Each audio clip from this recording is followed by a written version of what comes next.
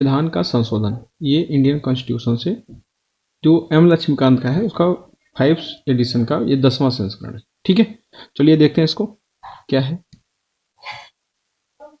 अगर आप आर्टिकल को डिस्कस करें तो किसी अन्य लिखित संविधान के समान, जिस देश में लिखित संविधान होते हैं उसके अकॉर्डिंग भारतीय संविधान में भी परिस्थितियों और आवश्यकताओं के अनुरूप उसे संशोधित और व्यवस्थित करने की व्यवस्था है।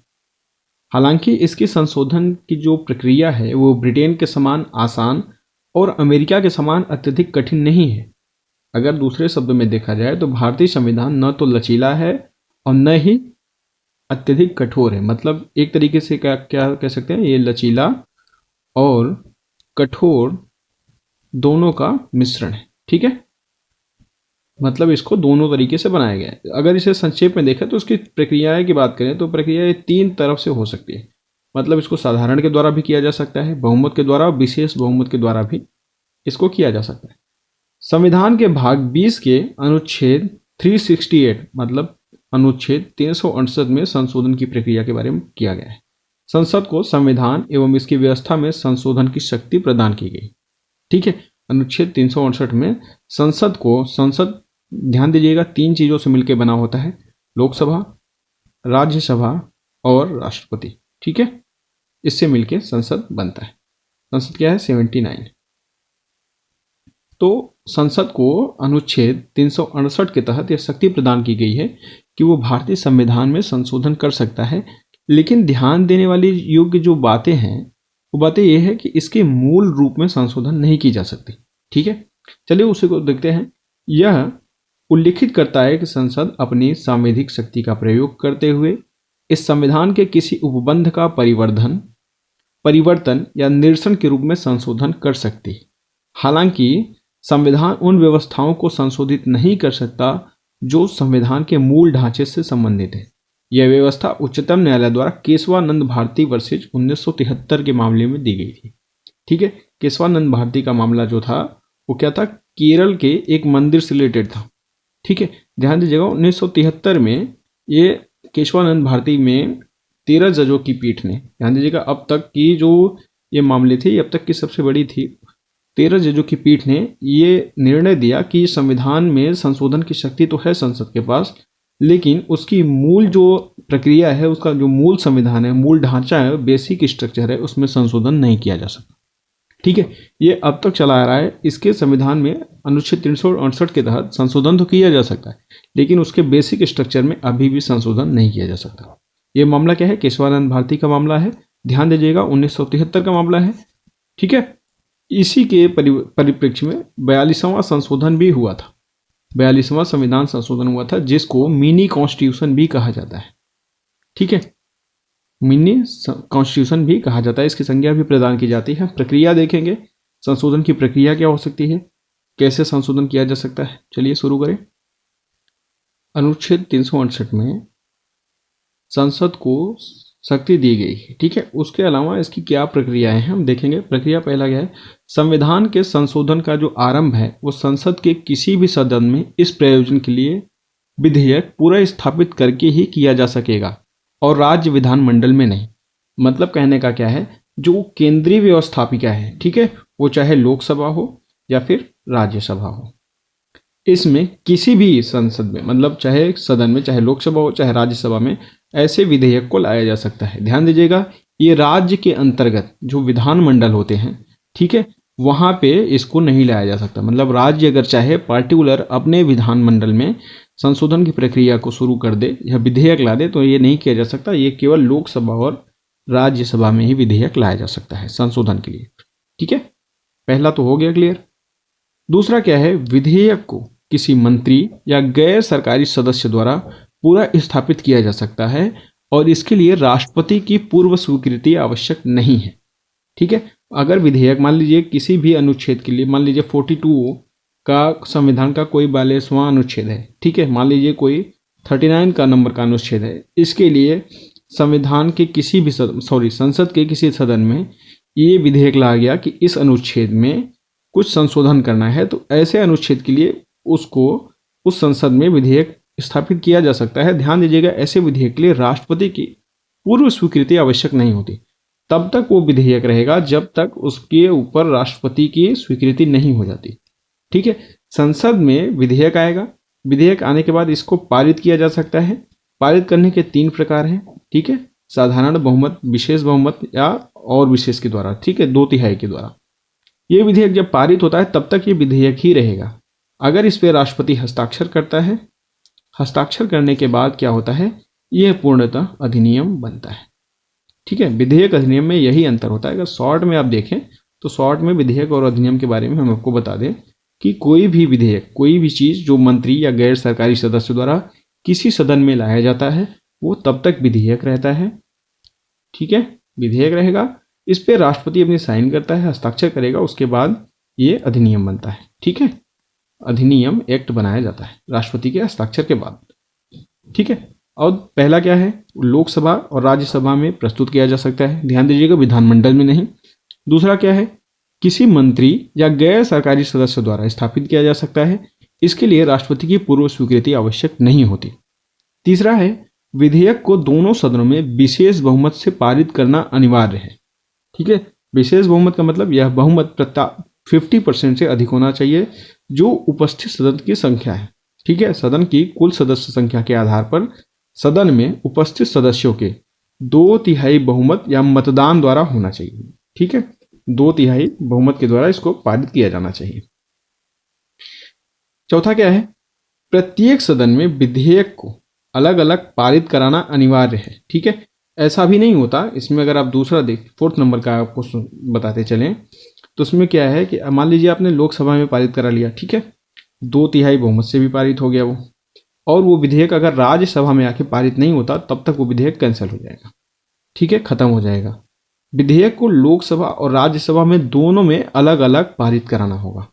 ठीक है, अलग अलग पारित कराना, प्रत्येक सदन में विधेयक को अलग अलग पारित कराना अनिवार्य है। दोनों सदनों के बीच असहमति होने पर सदनों की संयुक्त बैठक में विधेयक को पारित कराने का प्रावधान नहीं है। ठीक है, ध्यान दीजिएगा इस बात को।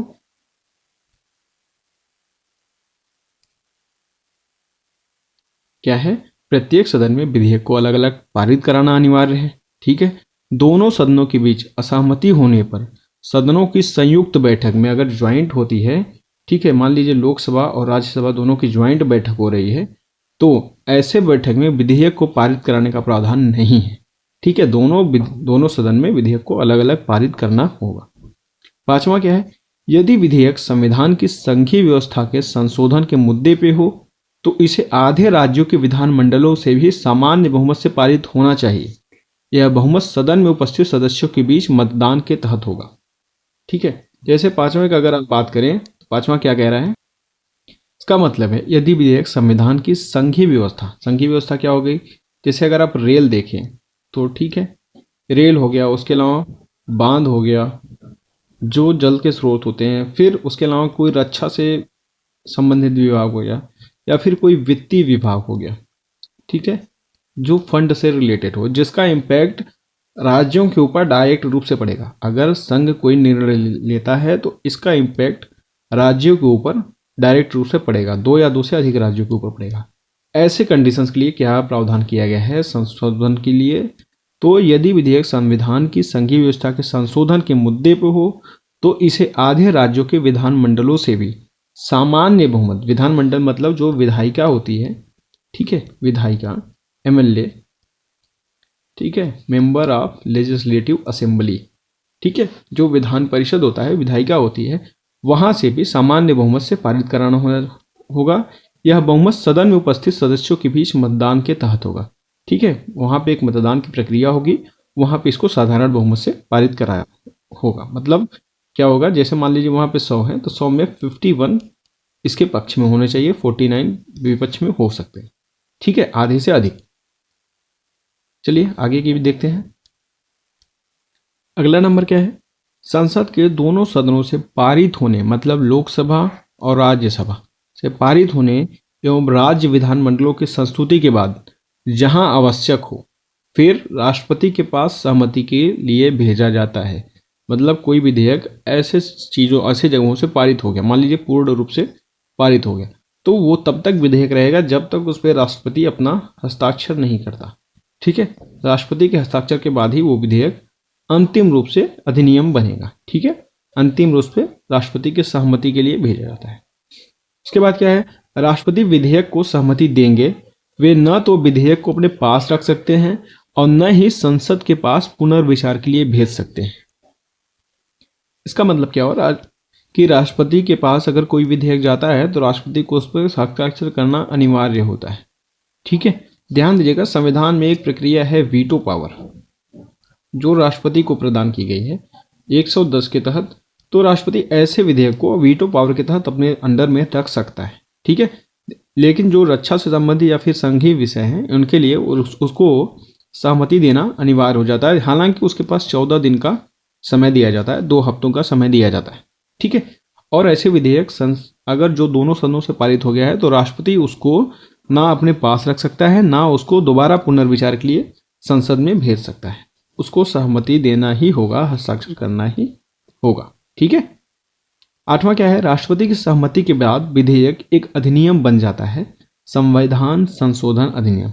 और संविधान में अधिनियम की तरह इसका समावेश कर लिया जाएगा। जैसे मान लीजिए विधेयक है, मान लीजिए XY कोई विधेयक है, XY विधेयक 2002 का है। ठीक है, ये विधेयक 2002 का ही माना जाएगा। अधिनियम इस पे 2010 में मान लीजिए फाइनल आया। ठीक है, 2010 में इस पे फाइनल आया तो अधिनियम इसका XY एक्ट अधिनियम 2010 का माना जाएगा, विधेयक है सन 2002 का। ठीक है, ध्यान देंगे इन चीज़ों को।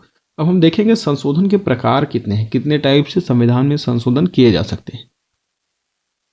क्या है, संशोधन के प्रकार की बात करें तो अनुच्छेद 368 2 प्रकार के संशोधनों की व्यवस्था करता है। क्या, संसद के विशेष बहुमत द्वारा और आधे राज्यों द्वारा साधारण बहुमत के माध्यम से संस्तुति द्वारा। लेकिन संविधान में अगर ध्यान देने उल्लेखनीय वाली बात क्या है कि संशोधन अनुच्छेद 368 के उद्देश्य के तहत नहीं होते। ठीक है, ये क्या है, इस तरीके के संशोधन जो होते हैं वो 3 प्रकार से किए जाते हैं ताकि वो नैतिक मूल्यों पे सक्षम हो सके।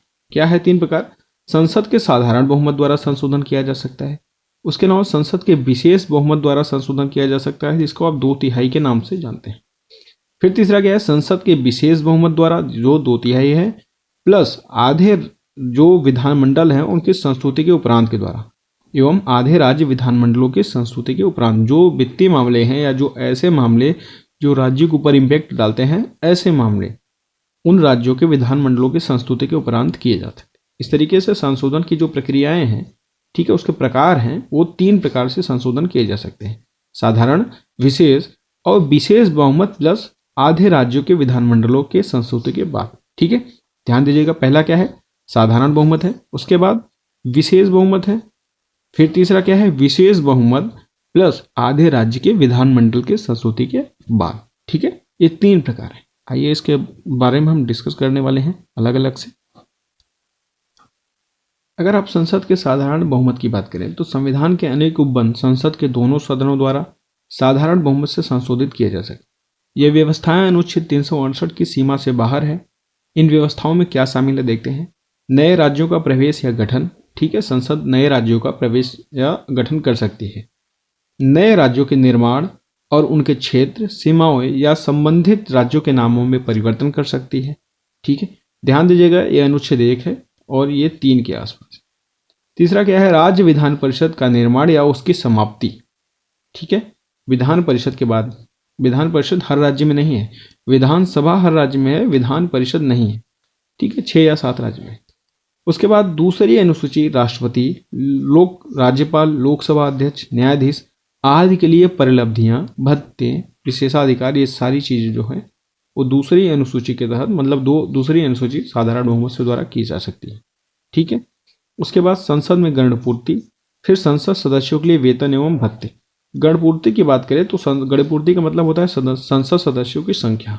ठीक है, 5वां क्या है, अगर आप देखें गणपूर्ति शब्द में तो इसकी जो सदस्य संख्या होती है संसद में गणपूर्ति, ये भी साधारण बहुमत के द्वारा दी जा सकती है। ध्यान दीजिएगा, लोकसभा में 15% मंत्रिपरिषद है, उसके बाद राज्यसभा में 12% मंत्रिपरिषद है। ध्यान देने वाली बात है। अगर मंत्री की बात करें तो मंत्री जो कैबिनेट मंत्री बनते हैं, जितने सदस्य हैं गणपूर्ति से, उसके 15% और 12% का रेशियो है। ठीक है, लोकसभा और राज्यसभा में। इस वीडियो को यहीं पे ख़त्म करते हैं, 15 मिनट हो गया लगभग। आगे की चीज़ें अगले वीडियो में डिस्कस की जाएगी। तब तक आपसे रिक्वेस्ट है कि प्लीज़ वीडियो को लाइक करके चैनल को सब्सक्राइब जरूर करिएगा। Thank you very much. Good day.